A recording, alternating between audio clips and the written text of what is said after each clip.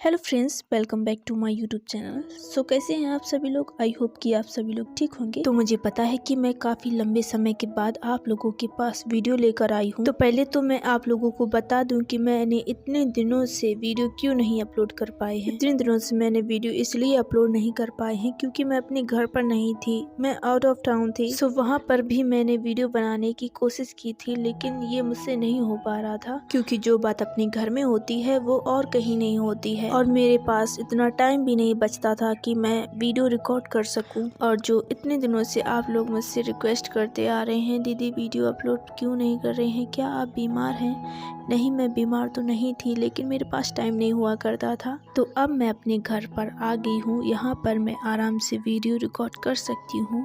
Hope कि आप लोग मुझे समझोगे। एंड इतने दिनों से मेरा इंतजार करने के लिए आप लोगों का शुक्रिया। अब मैं मेरी बकबक को बंद करती हूँ और वीडियो को स्टार्ट करती हूँ। लास्ट एपिसोड जहाँ से खत्म किया था वहीं से एपिसोड शुरू करते हैं। एपिसोड की शुरुआत में लिंगली अपने ड्राइवर को एक चिट देता है जिसमें वो कुछ ढूंढने के लिए कहता है। और फिर लिंगली अपने घर पर यानी कि मेंशन ऑफ लिंग फैमिली में आता है। एंड वहाँ पर लिंग फैमिली का मैन सर्वेंट लिंगली का स्वागत करता है, कहता है यंग मास्टर आप आ गए। एंड फिर लिंगली अपनी व्हील चेयर पर अपने होम के अंदर आता है। अंदर आते समय उसके भाई उससे कहते हैं लिंगली तुम वापस आ गए। फर्स्ट मैं लिंगली के ब्रदर्स का इंट्रोडक्शन दे दूं। सन ग्लासेस वाला ब्रदर सबसे बड़ा ब्रदर है एंड उसकी लेफ्ट साइड बैठा हुआ ब्रदर वो सेकेंड नंबर का है और उन दोनों के पीछे जो खड़ा है वो है थर्ड नंबर का। इनके नेम तो हमें नहीं बताए गए हैं, जब आगे बताए जाएंगे तब मैं आप लोगों को बता दूंगी। कहने को तो ये तीनों लिंगली के ब्रदर हैं, लेकिन ये तीनों लिंगली से जलते हैं और ये तीनों के तीनों बहुत ही बुरे हैं। थर्ड सन कहता है हम तुम्हारा कितनी देर से वेट कर रहे हैं, तुम अब आ पाए हो। सेकंड सन कहता है इसमें इस बेचारे की गलती नहीं है, वो चल नहीं सकता है तो वो इतनी जल्दी यहाँ पर कैसे आ सकता है। ये सब इस बेचारे के लिए इतना आसान नहीं होगा, हम वो फील नहीं कर सकते जो ये फील करता है। इतना कह के वो हंसने लगते हैं। एंड तभी दूसरी ओर से आवाज आती है लिंगली तुम आ गए। और वो तीनों ब्रदर ये आवाज सुनकर शॉक्ड रह जाते हैं एंड वो बिल्कुल शांत हो जाती हैं क्योंकि वो वॉइस तो उनके फादर की थी। ये है लिंगली के फादर, इनका नाम है लिंग युआन एंड ये है इनकी वाइफ, इनका नाम है जैंग सियान। फादर के आते ही वो तीनों में हलचल मच जाती है और तीनों खड़े हो जाते हैं और कहते हैं फादर आगे। कोई टी लेकर आता है तो कोई सोफा झाड़ने लगता है एंड फिर लिंग युआन वहीं पर बैठ जाता है। फर्स्ट वो लिंगली से कहता है इन दोनों तुम्हारी फीलिंग कैसी है। लिंगली कुछ बोलने की बजाय पेपर में राइट करने लगता है। फिर पेपर वो अपने फादर को दिखाता है, उसमें लिखा था हमेशा की तरह, यानी कि वो कहना चाहता था कि मैं जैसा था वैसा ही हूँ। एंड फिर लिंग युआन कहता है कि ब्राइट स्टार डेक्स्टर मो फैमिली की एक डॉटर है जो कि 18 साल की है, उससे कौन शादी करेगा। तो ये बात सुनकर वो तीनों ब्रदर तो खुश हो जाते हैं। वो तीनों तो सोचती हैं कि उससे तो मैं ही शादी करूंगा। एंड तभी उनकी मदर कहती है जब आप मिस्टर मो से मॉर्निंग में मिले थे तो तुमने ये शादी लिंगली के लिए अरेंज की थी, है ना। ये बातें सुनकर वो तीनों फिर से शॉक्ड हो जाती हैं और कहती हैं क्या ये शादी अरेंज करवाई है, वो भी सिर्फ उस लंगड़े के लिए। एंड फिर फादर लिंगली से पूछते हैं लिंगली तुम इस बारे में क्या सोचते हो। और फिर लिंगली मो टेंगसिंग के साथ बिताए हुए सारे पल याद करने लगता है। एंड फर्स्ट सन फिर फादर से कहता है मुझे लगता है कि लिंगली उस लड़की को हर्ट कर देगा। सेकंड सन कहता है डैड मैं एक बार डिवोर्स दे चुका हूँ तो मुझे शादी के मामले में कुछ ज्यादा ही पता है, इसलिए मैं शादी करूंगा। और कहता है कि आजकल की लड़कियों को एक्सपीरियंस हस्बैंड चाहिए, तो मुझे शादी के मामले में बहुत एक्सपीरियंस है,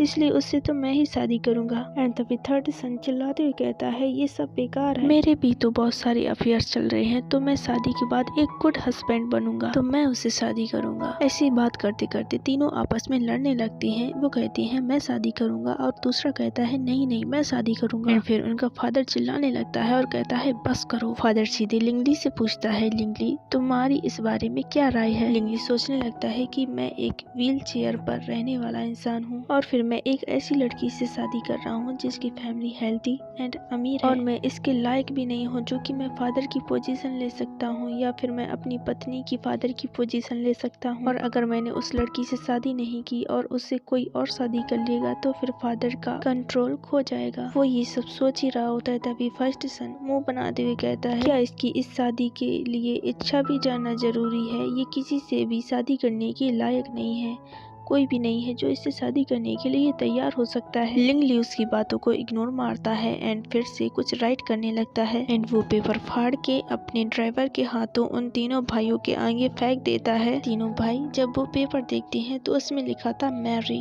यानी कि वो शादी करना चाहता है। ये देखकर तीनों के तीनों शॉक्ड और यहाँ पर मु तेंगसिंग को आ गई खांसी। मु तेंगसिंग कहती है कि मुझे लग रहा है कि कोई मुझे मिस कर रहा है। चाइना में ऐसा माना जाता है कि अगर किसी को खांसी आ जाए तो उसे कोई याद कर रहा हो। तेंगसिंग वहीं पर बैठी हुई होती है, तभी उसके मदर फादर वहाँ पर आते हैं।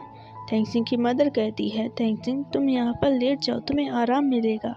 और पीछे से उसके फादर आते हैं, वो कहते हैं, तेंगसिंग तुम ये अदरक का सूप पी लो, तुम्हें इससे आराम मिलेगा। तेंगसिंग चिल्लाते कहती है, नहीं मुझे वो नहीं पीना है, वो बहुत स्पाइसी होता है, मुझे वेस्टर्न मेडिसिन चाहिए। तेंगसिंग की मदर तेंगसिंग को ऐसा देखकर काफी ज्यादा गुस्से में आ जाती हैं और उसके फादर से कहती है, ये सारी तुम्हारी गलती है, तुमने ही हमारी डॉटर को उस हाईवे पर भेजा, वहाँ पर इतनी वर्षा हो रही थी और तुमने हमारी डॉटर को उस लिंगली की कार के पास भेजा। क्या जरूरत थी तुम्हें वहाँ पर भेजने की, ये बहुत डेंजरस है, अगर और कुछ हो जाता तो अगर तुम वहाँ पर नहीं भेजते तो हमारी डॉटर आज इस हालत में नहीं होती। मतलब तेंगसिंग की मदर तेंगसिंग के फादर के ऊपर सारी गुस्सा निकाल देती हैं और काफी सारी बातें कहती हैं। तेंगसिंग का फादर कहता है, हाँ सारी मेरी गलती है, तुम मुझ पर ही चिल्ला लो, मेरी वजह से ही ये सब हुआ है। क्या मुझे पता था कि इतनी ज्यादा जोर से बारिश होने लगी? अगर मुझे ये सब पहले से पता होता तो क्या मैं मेरी बेटी को वहाँ पर भेजता क्या? तेंगसिंग कहती है कि मुझे नहीं लगता कि उसने मेरे ऊपर शक किया होगा। उससे बात करने के बाद मुझे ऐसा नहीं लगता कि वो एक खराब इंसान है। हो सकता है कि वो खराब भी हो, लेकिन ये समझ पाना बहुत मुश्किल है। लेकिन उससे मिलने के बाद मुझे इतना पता तो चल गया है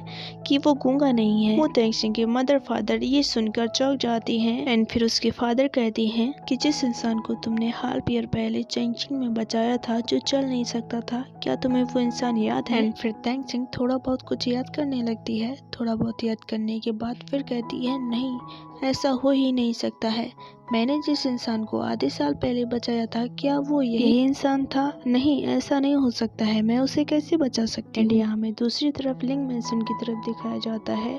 वहाँ लिंगली का फर्स्ट ब्रदर वो चिल्लाते हुए कहता है, उसने कहा कि वो उस लड़की से शादी करेगा, ऐसा कैसे हो सकता है, ये रिडिक्यूलस है। एंड फिर उसके पास वो सेकेंड ब्रदर आता है, वो उसके कान में कहता है कि हाल ईयर पहले हमने उसे चैंगचिंग में धक्का दिया था ये टेस्ट करने के लिए कि वो लंगड़ा है कि नहीं। फिर हमें पता चला था कि वो तो सच में लंगड़ा है और उसका लक भी तो देखो, वो बच भी गया। थर्ड ब्रदर कहता है कि मुझे विश्वास नहीं होता है कि मु तेंगसिंग जैसी खूबसूरत लड़की उस लंगड़ी से शादी करने के लिए तैयार हो जाएगी। सेकेंड ब्रदर कहता है, धीरे से बात करो, अगर हमारे फादर ने सुन ली तो फिर गड़बड़ हो जाएगी। एंड यहाँ दूसरी तरफ हमें लिंगली के मदर फादर को दिखाया जाता है। लिंगली का फादर लिंगली की मदर से कहता है, चलो स्टोरेज चलते हैं और मु फैमिली के लिए कुछ तोहफे खरीदेंगे और उन्हें सेंड करेंगे, और उस लड़की को इस सैटरडे इस घर में इनवाइट करो डिनर के लिए, ताकि वो और लिंगली दोनों आपस में एक दूसरे के साथ बातें करें, ताकि ये रिलेशनशिप आगे बढ़ सके। इससे वो दोनों एक दूसरे को काफी अच्छे से जानने भी लगेंगे। एंड फिर सीन हमें मु मेंशन की तरफ दिखाई जाती है। मु तेंगसिंग कहती है कि इस स्थिति में, जन्म और मृत्यु की स्थिति में, कोई इंसान अगर मर रहा हो या डूब रहा हो तो वो अपने आप को बचाने की पूरी कोशिश करता है,